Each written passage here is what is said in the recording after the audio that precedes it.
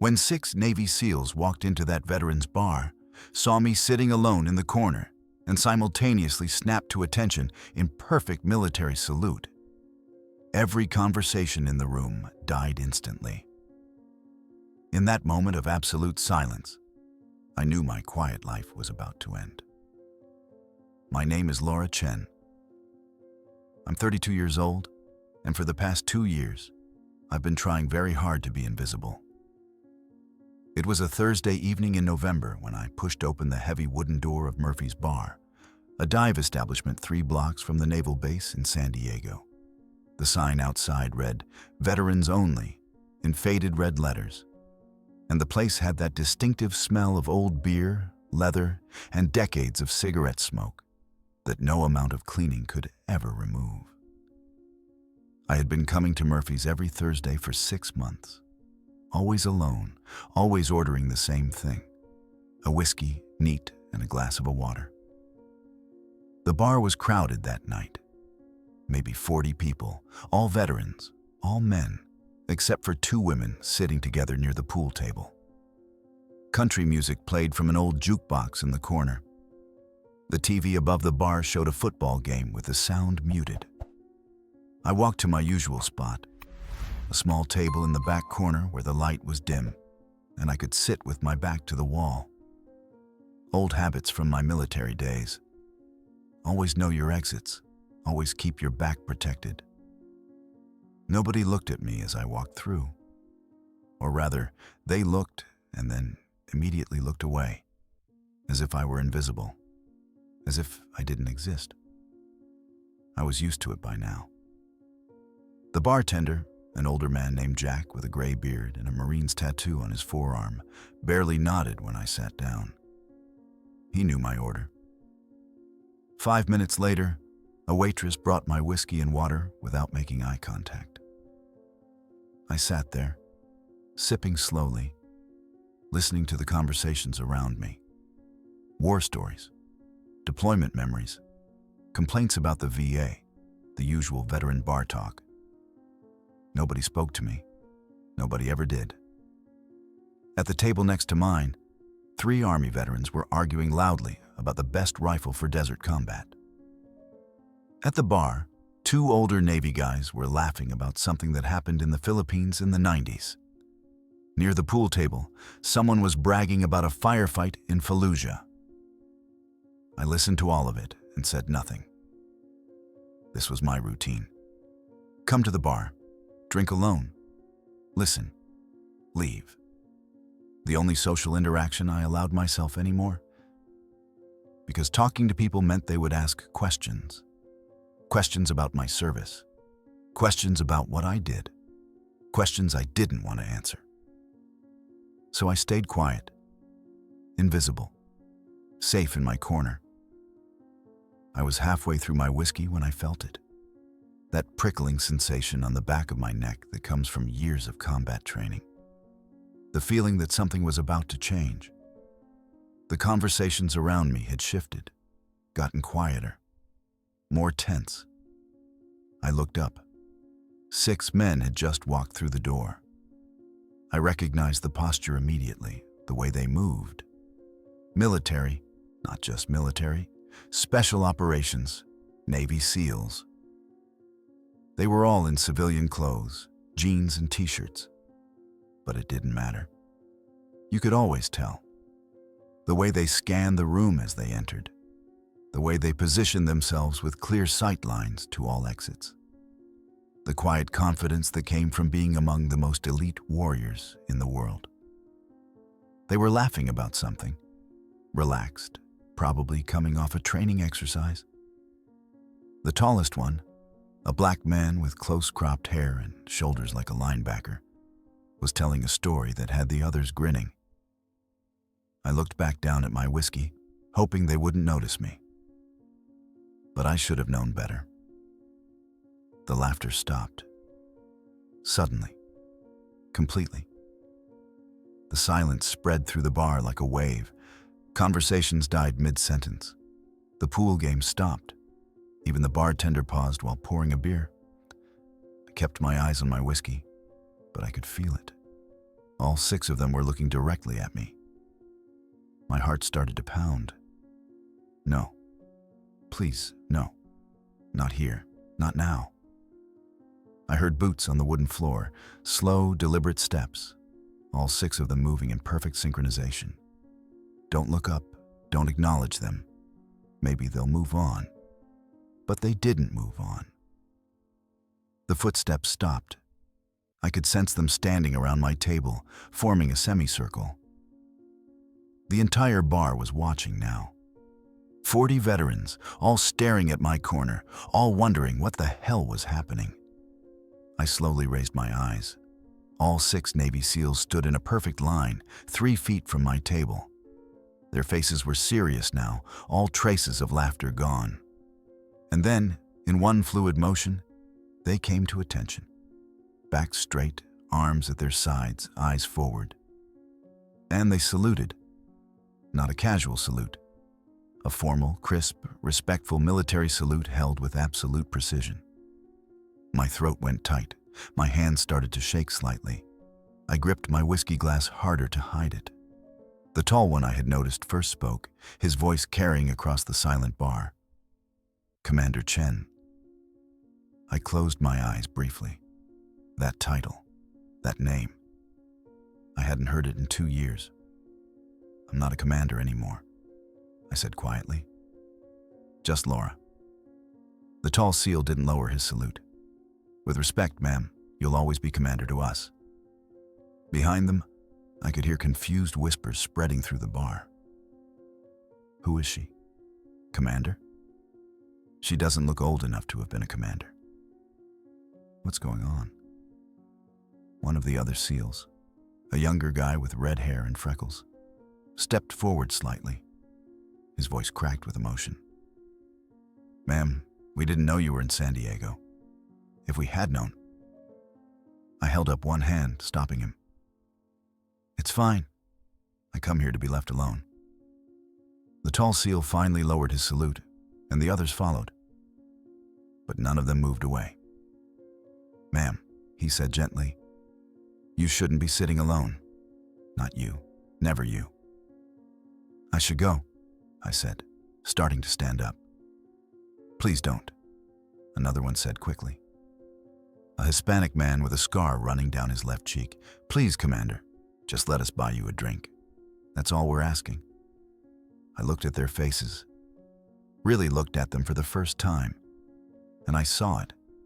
The same expression on all 6 of them. Respect, gratitude, something deeper than either of those. Devotion. These men would die for me. I knew it because they almost had. The bartender's voice cut through the tension. Someone want to tell me what the hell is going on? The tall SEAL turned to face the room. When he spoke, his voice was loud and clear, meant for everyone to hear. This woman, he gestured to me, is Commander Laura Chen. 2 years ago, she saved my life. She saved all of our lives. He pointed to each of the 5 men with him. When our helicopter went down in the Pacific during a tropical storm, when we were scattered across 20 miles of ocean in the dark, when we were injured and drowning and sure we were going to die, she found us, all of us. The bar was absolutely silent now, everyone listening. She swam through a Category 3 storm, the SEAL continued, his voice getting thicker with emotion. 20 miles, in the dark, in 40-foot swells. She dragged us, one by one, to a flotation point. She kept us alive. She refused extraction until every single one of us was accounted for. He turned back to me, and I saw tears in his eyes. 6 men went into that ocean. 6 men came out. Because of her? The scarred SEAL spoke up, his voice shaking. I had a broken leg and 3 cracked ribs. I was going into shock from hypothermia. I couldn't swim. I was sinking. And she dove down 15 feet in the middle of a storm and pulled me back up. Held me above water for 3 hours until the rescue boat could reach us. The red-haired one added quietly, She had a dislocated shoulder and 2 broken fingers. We found out later. She never mentioned it, never complained, just kept swimming, kept saving us. My hands were shaking badly now. I set down my whiskey before I dropped it. I was just doing my job, I managed to say. No, ma'am, the tall SEAL said firmly. Nobody's job description includes swimming 20 miles through a hurricane to save people. That's not duty. That's heroism. He looked around the bar at all the staring faces. This woman has a Navy Cross, a Silver Star, 2 Bronze Stars with valor. She's been awarded the Navy and Marine Corps Medal for saving lives at sea. She's a legend in the SEAL community. He looked back at me. And she's been sitting in this bar every week for 6 months, drinking alone, while everyone ignored her. The shame in the room was palpable. I could see it on faces throughout the bar. Veterans who had walked past me week after week, without a word, without acknowledgement. The bartender, Jack, set down the glass he was holding and walked over to my table. His face was red, his eyes wet. "Ma'am," he said, his voice rough. "I'm so sorry. I had no idea. I should have asked. I should have known." "It's okay," I said quietly. "I didn't want anyone to know." "Why?" One of the Army veterans from the next table asked. "Why hide what you did?" I looked down at my hands, at the scars on my knuckles that would never fully fade. "Because I lost 12 people that day," I said, my voice barely above a whisper. The helicopter had 18 souls on board. I saved 6. 12 others died while I was swimming around in the dark. 12 families got folded flags instead of their loved ones. The silence that followed was heavy, suffocating. The tall SEAL knelt down beside my chair so he was at eye level with me. "Commander, those 12 deaths are not on you. The storm killed them. The mechanical failure that brought down that helo killed them. You saved everyone who could be saved. You did the impossible." "It doesn't feel like enough," I whispered. "It never does," he said gently. "That's what makes you a hero. Heroes always think they should have done more." He stood up and gestured to his team. "But ma'am, with your permission, we'd like to make sure you never sit alone in this bar again. We'd be honored if you'd join our table. Let us buy you a drink. Let us thank you properly." I looked at the 6 of them, at the hope in their eyes, at the gratitude and respect.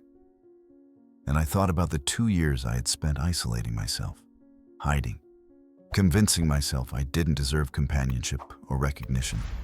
Maybe it was time to stop hiding. "Okay," I said softly. "One drink?" The red-headed SEAL actually whooped with joy. The others broke into huge grins. The tall one extended his hand to help me up. I took it and stood. And then something unexpected happened. One of the Army veterans at the next table stood up. Then another. Then the 2 women by the pool table. Then everyone at the bar. The entire room stood in respect. Jack the bartender raised his glass. "To Commander Chen. To a real hero." "To Commander Chen," 40 voices echoed. I felt tears burning in my eyes that I refused to let fall. Not here. Not now. The SEALs led me to a larger table near the center of the bar. As we walked, veterans reached out to shake my hand, to pat my shoulder, to murmur thanks and apologies. For the first time in 2 years, I didn't feel invisible. I felt seen. And terrifying as that was, it also felt right. The SEALs pulled chairs around the large table, making room for me in the center. The tall one sat to my right, and I finally learned his name when one of the others called him Marcus. "Marcus Wilson," he said, extending his hand formally, even though we had known each other for years.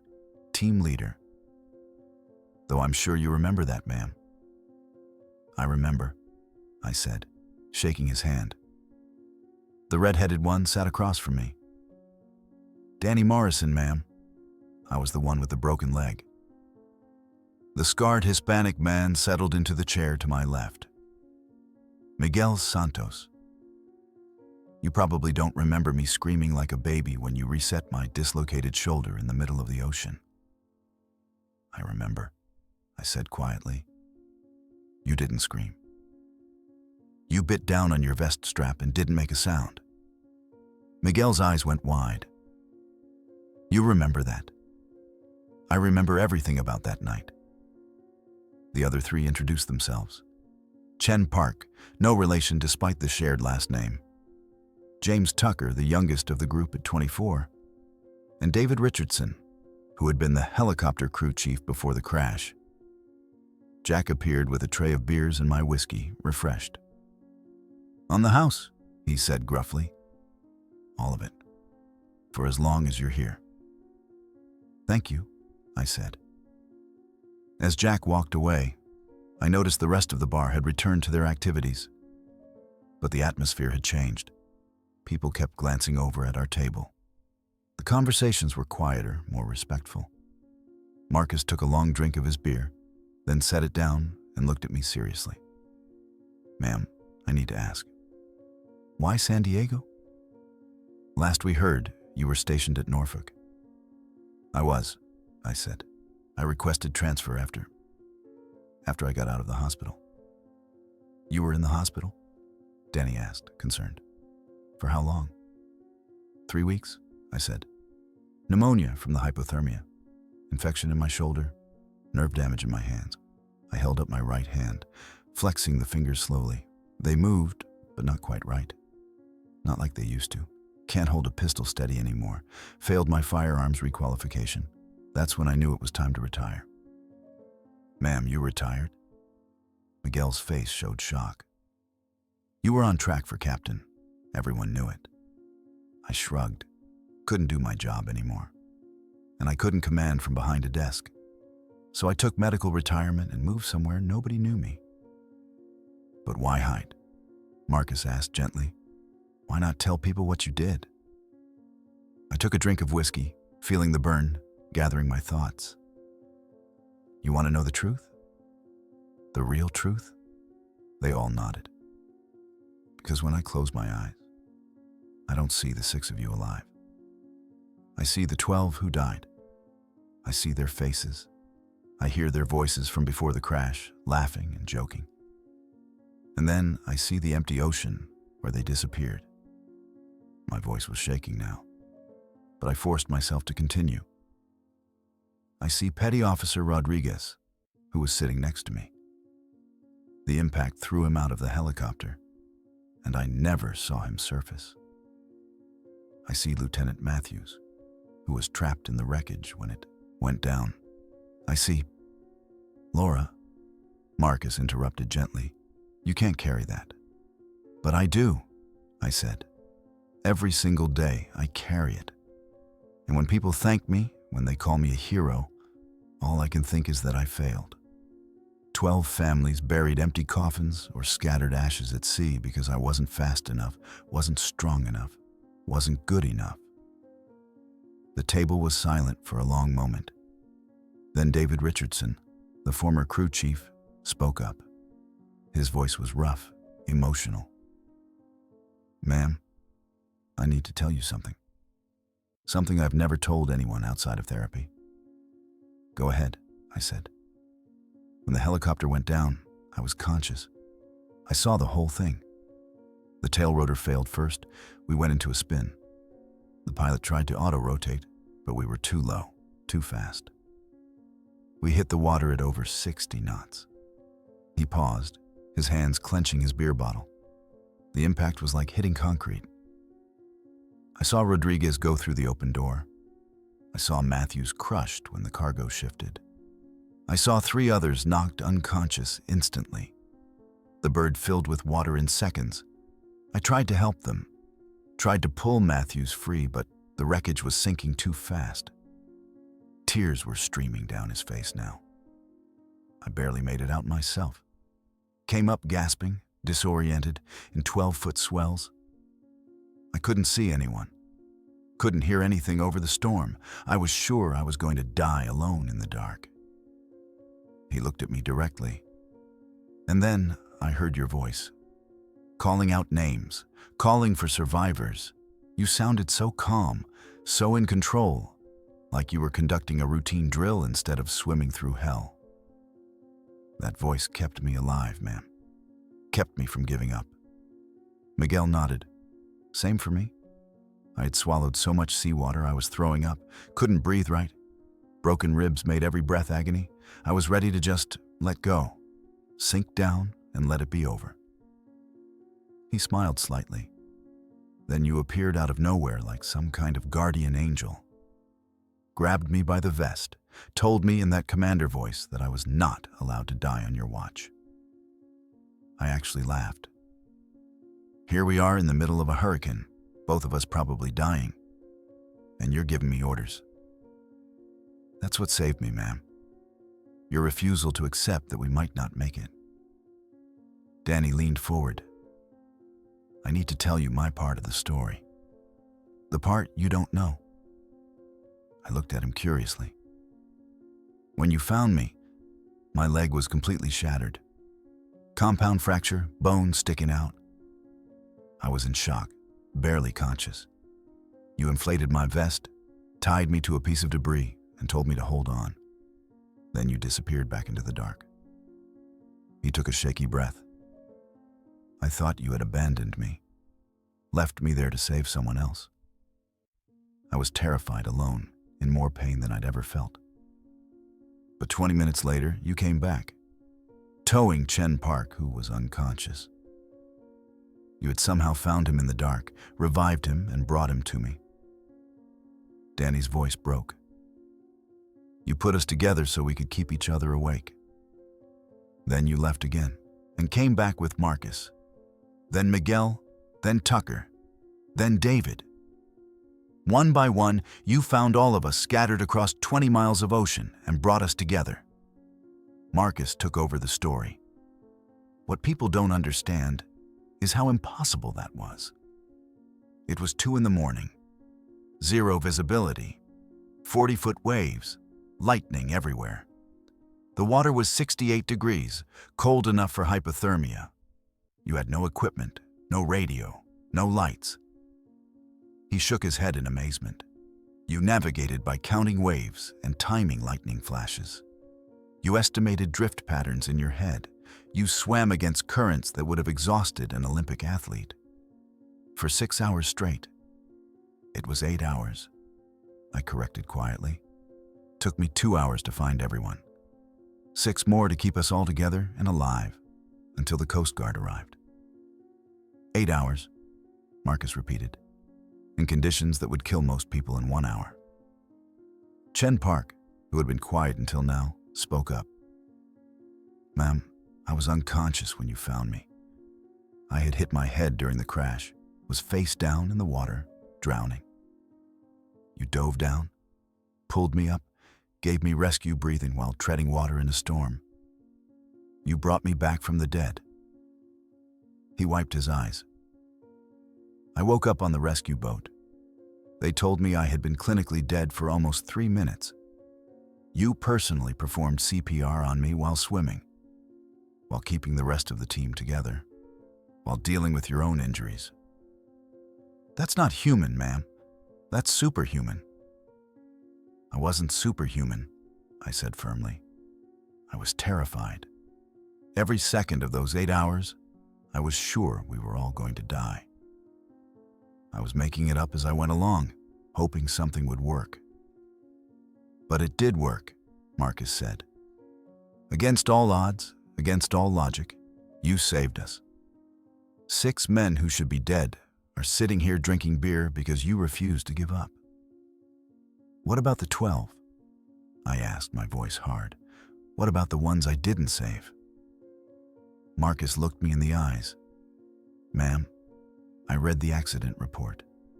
All 12 of the deceased died on impact or within minutes of the crash. Catastrophic injuries.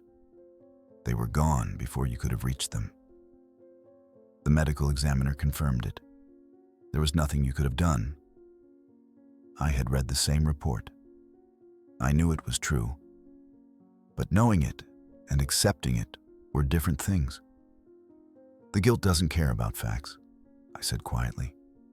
It just sits there, heavy, reminding me that 12 families are incomplete. Tucker, the youngest, spoke for the first time. Ma'am, can I tell you about my family? Of course. My little sister is 8 years old. Her name is Emma. She drew a picture of you. She's never met you, doesn't even know what you look like. But she drew a picture of an angel pulling me out of the water. He pulled out his phone and showed me a child's crayon drawing. A stick figure with wings pulling another stick figure from blue waves. She keeps it on her bedroom wall. Every night before bed, she says a prayer thanking God for you. Because her big brother came home. His voice cracked. 6 families got to keep their sons, their brothers, their fathers, because of you. My mom got to watch me walk my sister down the aisle at her wedding last month. Miguel's dad got to meet his grandson, who was born 4 months ago. Marcus's wife didn't have to raise their daughter alone. We're not just 6 survivors, ma'am. We're 6 complete lives. 6 futures that wouldn't exist without you.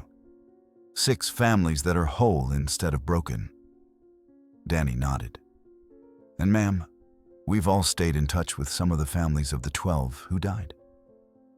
We go to the memorial services every year.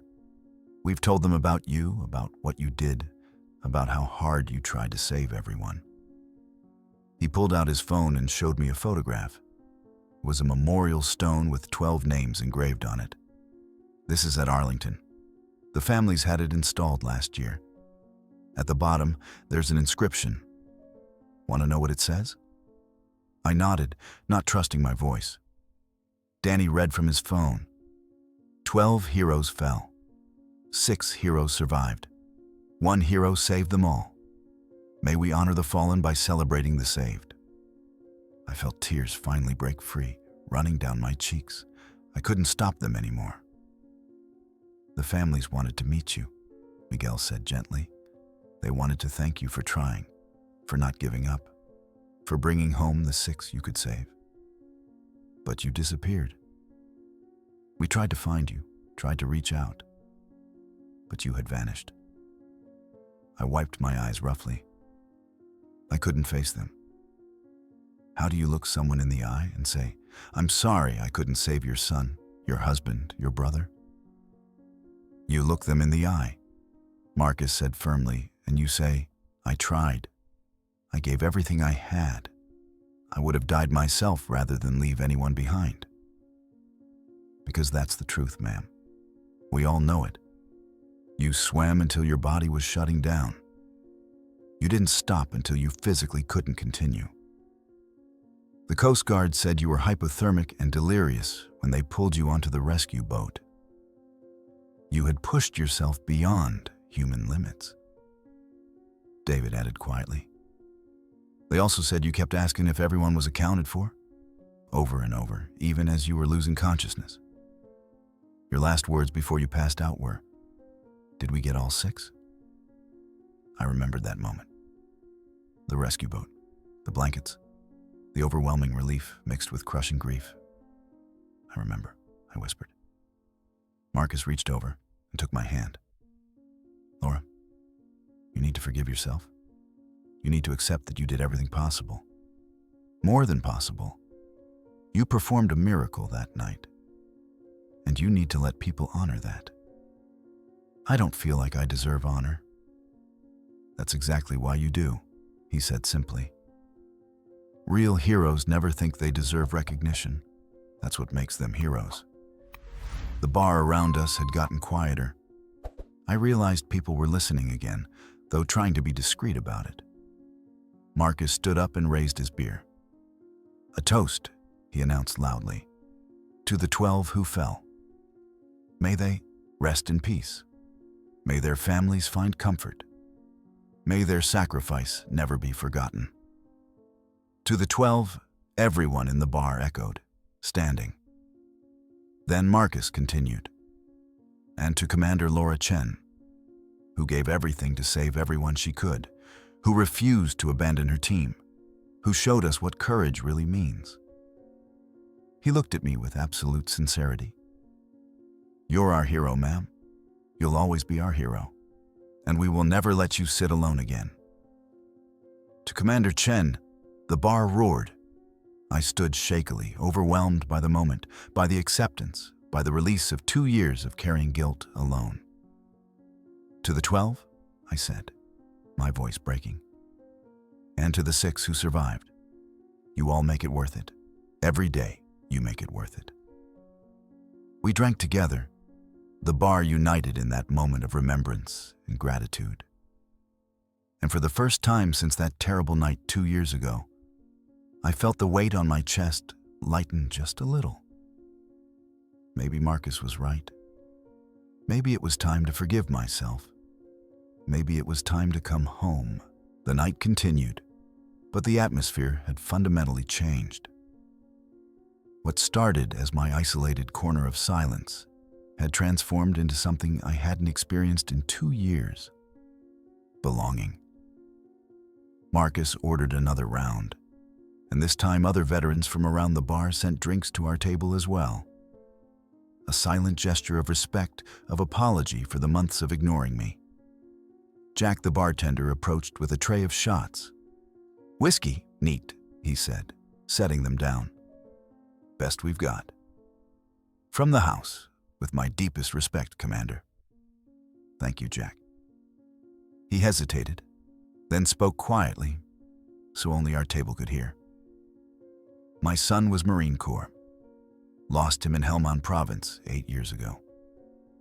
I know what it's like to carry the weight of the ones who didn't come home." He looked at me directly. "But ma'am, I also know that somewhere out there, 6 families sleep better at night because of you. That matters. It has to matter." "It does," I said softly. "I'm starting to understand that." Jack nodded and returned to the bar, but I saw him wipe his eyes as he walked away. Miguel leaned back in his chair, a thoughtful expression on his face. "Ma'am, can I ask you something personal?" "Go ahead. Why did you join the Navy? What made you want to do this?" I took a sip of a whiskey, thinking back to a lifetime ago when I was just a kid with a dream. My grandfather was Navy, served in Vietnam on a destroyer. He used to tell me stories about the ocean, about navigation, about being part of something bigger than yourself. I smiled at the memory. When I was 12, he took me sailing for the first time. Just a small boat in San Diego Bay.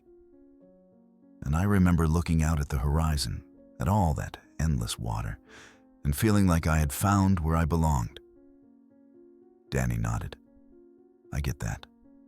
The ocean calls to some people." "My grandfather died when I was 15, I continued. "Heart attack, sudden.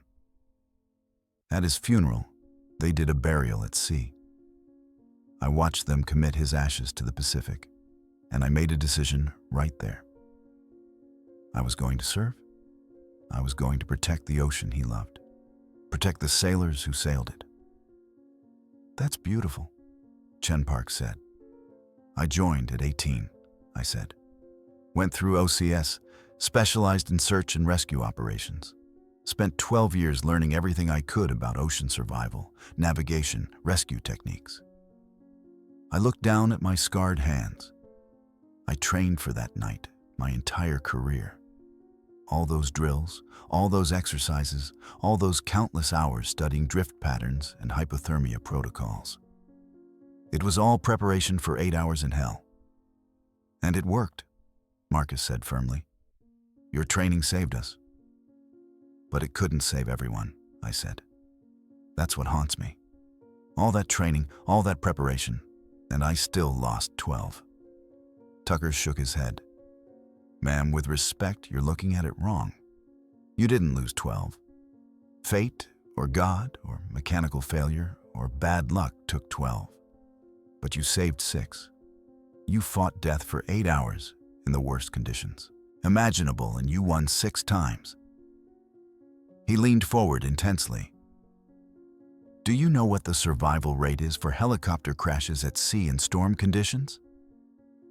Less than 20%.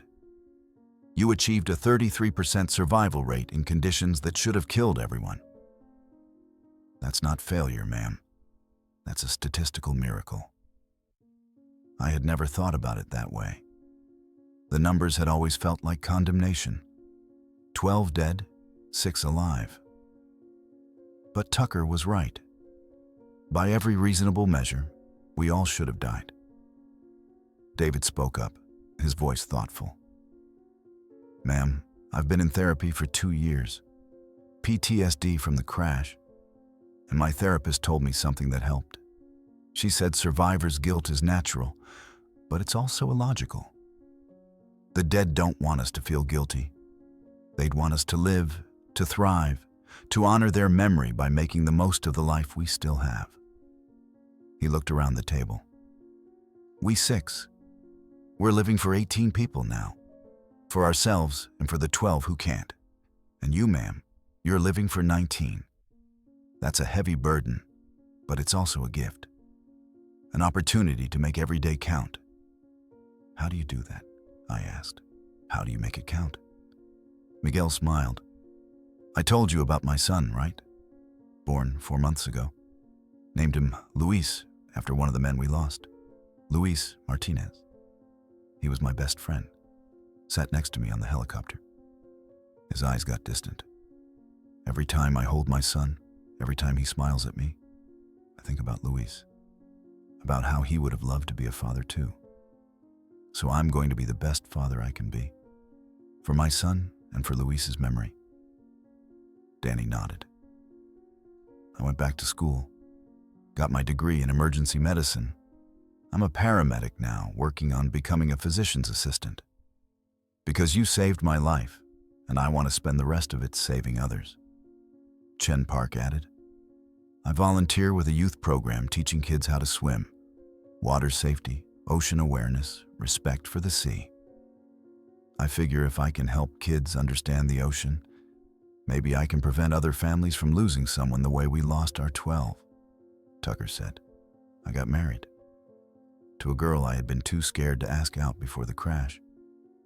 After I survived, I realized life's too short to let fear stop you. We have a daughter now, 2 years old. Her middle name is Laura. I felt my breath catch. You named her after me? Tucker smiled. You gave me a second chance at life, ma'am. The least I could do was honor that. David leaned forward. I left active duty, but I work as a contractor now training helicopter crews in emergency procedures. I use our crash as a case study. I teach them what to do if everything goes wrong.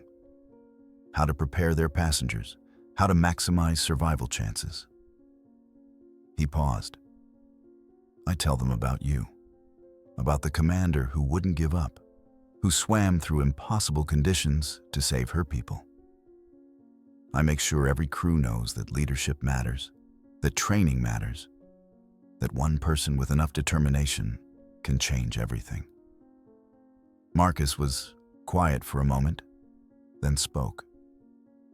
I stayed in, made senior chief last year, and every single mission I lead, every single operation I plan, I ask myself one question. What would Commander Chen do? He looked at me seriously.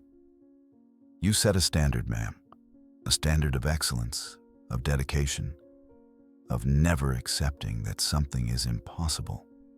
You taught us that limits are just suggestions, that with enough will and skill you can overcome anything. I felt overwhelmed by their words, by the weight of their respect and gratitude. I'm not who you think I am, I said quietly. I'm not some perfect leader. I'm just someone who got lucky, who happened to have the right skills at the right time. That's exactly what makes you a leader, Marcus said.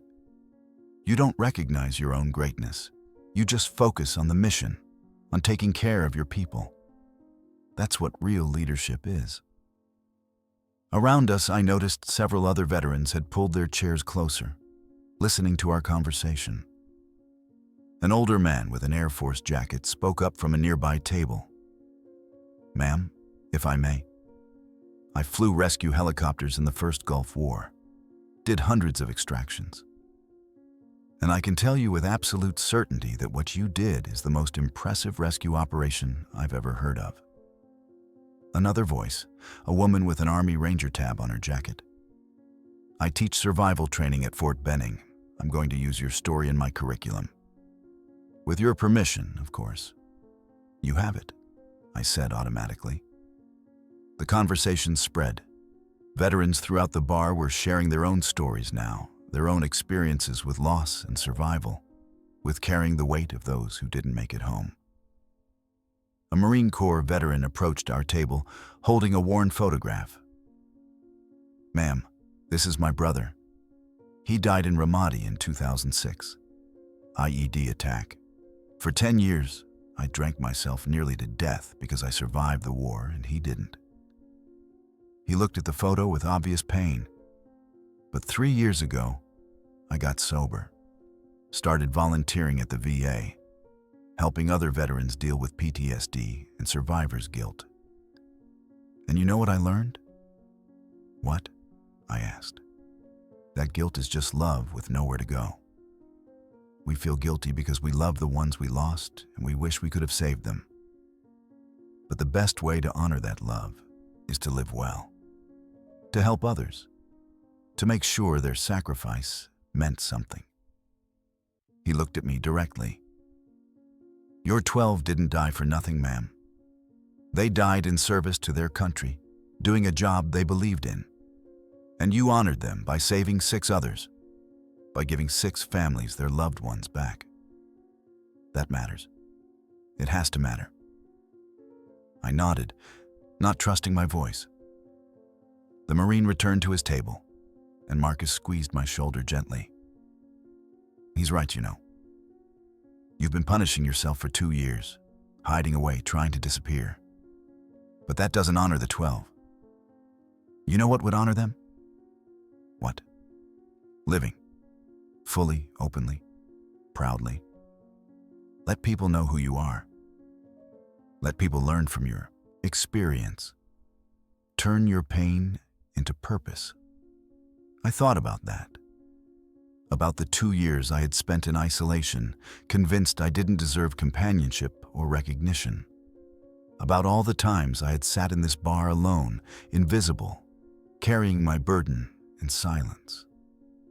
And I thought about the 6 men sitting around me now. Men who had built lives, who had families, who had found purpose after tragedy. Maybe they were right. Maybe it was time to stop hiding. "I'm scared," I admitted. "Scared of letting people in. Scared they'll see the broken parts." "We're all broken," Miguel said gently. "Every person in this bar has scars. Physical, emotional, psychological. That's what being a veteran means. We've all been broken and put back together." He gestured around the room. "But we don't have to be broken alone. That's what this place is for. That's what community is for. We carry each other's burdens. We help each other heal." Danny added. "Ma'am, you've been carrying your burden alone for 2 years. Let us help. Let us share the weight. That's what brothers and sisters in arms do." I looked at each of their faces. 6 men I had saved, who were now trying to save me. "Okay," I said quietly. "I'll try. I can't promise I'll be good at it. I can't promise I won't retreat back into my shell. But I'll try. That's all we ask," Marcus said with a smile. Jack appeared again with another round. "On the house," he said. "But this time, it comes with a request." "What's that?" "Every Thursday night from now on, this table is reserved. For you and anyone you want to sit with. No questions asked. This is your place now, Commander. Your home." I felt tears threatening again. Thank you, Jack. That means more than you know. We all deserve a place where we belong, he said simply. Welcome home, Commander. As the night wore on, more veterans came over to introduce themselves, to share stories, to offer friendship. I learned that the woman with the Ranger tab was named Sarah, and she had lost half her unit in Afghanistan. The Air Force pilot was named Robert, and he still had nightmares about the missions where he couldn't reach people in time. Everyone had their stories. Everyone had their scars. And slowly, I began to understand that I wasn't alone in my pain. Around midnight, Marcus stood up. All right, team, we've got PT at 0500. Time to head out. The others groaned but started gathering their things. Marcus looked at me. Ma'am, same time next week? I'll be here, I said. Good. He smiled. And ma'am, thank you for everything, for saving us, for letting us back into your life, for being our commander. You don't have to call me commander anymore, I said. Laura's fine. With respect, ma'am, you'll always be our commander. Rank isn't just about the uniform. It's about who you are, what you represent. And you represent the best of us. The 6 of them stood and saluted one more time. I stood and returned it, crisp and formal. As they filed out, each one stopped to shake my hand or hug me. Tucker pressed a piece of paper into my palm. My address, he said. You're invited to Sunday dinner. My wife wants to meet you. My daughters should know her namesake. I'll be there, I promised.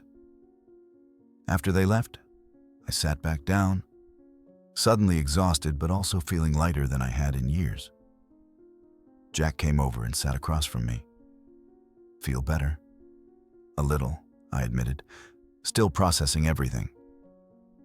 That's good, he said. Healing isn't quick, but you've taken the first step. You've let people in. That's the hardest part. He stood up. Bar's closing soon, but you're welcome to stay as long as you need. Thank you, Jack, for everything tonight. He waved it off. This bar exists for people like you. People who served, people who sacrificed, people who need a place to belong. You've always belonged here, Commander. We just didn't know it.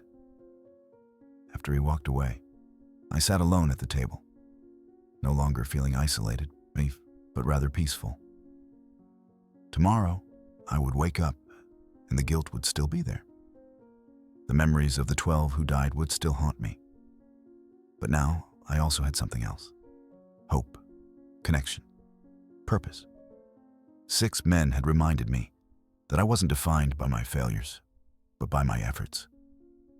That saving 6 lives mattered just as much as losing 12 hurt. And maybe, just maybe, I could learn to live with both truths.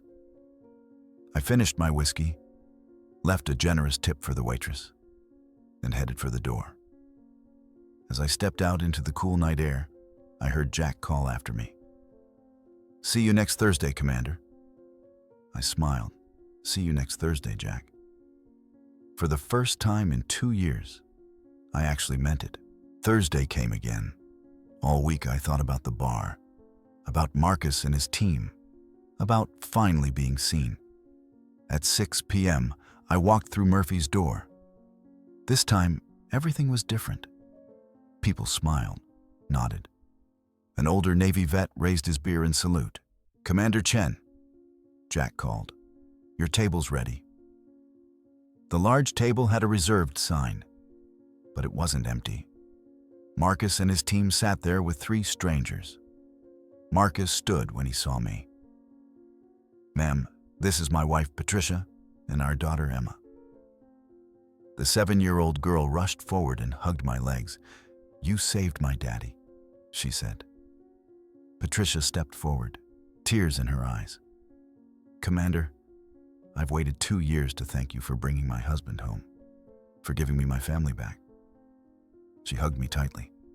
Thank you for my life. Thank you for not giving up. Miguel stood next. Mom, meet my wife Rosa and our son Luis. He handed me the baby. We want you to be his godmother, to be part of our family. I looked down at the infant, named after one of the 12 we lost, and felt something unlock in my chest. I'd be honored, I whispered. The evening filled with introductions. Danny's fiancé, Tucker's wife and daughter, Chen Park's parents who bowed deeply and pressed a letter of gratitude into my hands. Then, around 8 p.m., the door opened. An older couple walked in. The man wore a Navy veteran cap. The woman leaned on a cane. Marcus stood, his expression serious. Ma'am, these are the Johnsons, parents of Petty Officer Michael Johnson, one of the 12. My heart stopped. Mr. and Mrs. Johnson, I began, my voice shaking. I'm so sorry. I tried to save everyone. I'm so sorry I couldn't. Mrs. Johnson held up her hand. Commander Chen, we didn't come for apologies. We came to say thank you. I don't understand. Mr. Johnson spoke, his voice rough with emotion. Marcus told us what you did that night. The impossible conditions. He helped us understand that Michael's death wasn't because you failed. It was tragic fate. Mrs. Johnson took my hand. Commander, we lost our only child. Nothing fills that hole. But knowing you tried, that you fought with everything you had, that you saved 6 others, that helps. She squeezed my hand. We don't blame you. We never could. And we want to ask a favor. Anything. Stop punishing yourself. Our son wouldn't want that. None of the 12 would. Honor them by living, Commander, by continuing to save lives. That's the memorial they deserve. I nodded, unable to speak. The Johnsons stayed an hour, sharing stories about their son. When they left, Mrs. Johnson hugged me. Thank you for trying to save our boy, and thank you for succeeding with the others. Both matter, Commander. After they left, Marcus sat beside me. 3 other families of the 12 want to meet you next week. You don't have to do it alone. We'll all be here. Around the table, everyone nodded. As midnight approached, people started leaving. Marcus was last. Same time next week, ma'am. I'll be here. And Marcus, thank you for not letting me hide anymore. That's what family does. I helped Jack clean up. You're becoming the heart of this place, he said quietly. As I walked home, I pulled out my phone and looked at photos from the evening. Me holding baby Luis. The Johnsons smiling despite their grief. All of us together around that table. A family built from tragedy and survival. I sent a text to Sarah, the Army Ranger instructor. I'll come speak to your students. Just tell me when. Her response was immediate. Thank you, Commander. You have no idea how much this will mean. But I did know. My story could help others, could teach them, could inspire them. The 12 who died deserved to have their sacrifice remembered. The 6 who survived deserved to have their second chance celebrated. And I deserved to stop hiding. Tomorrow the memories would still be there. The guilt wouldn't disappear. The nightmares wouldn't stop. But I wouldn't face them alone anymore. I had family now. Purpose, hope. I thought about Mrs. Johnson's words. Honor them by living. That's exactly what I would do. For the 12 who couldn't, for the 6 who survived, and for myself. Because I was Laura Chen, commander, hero, survivor, and I was finally home.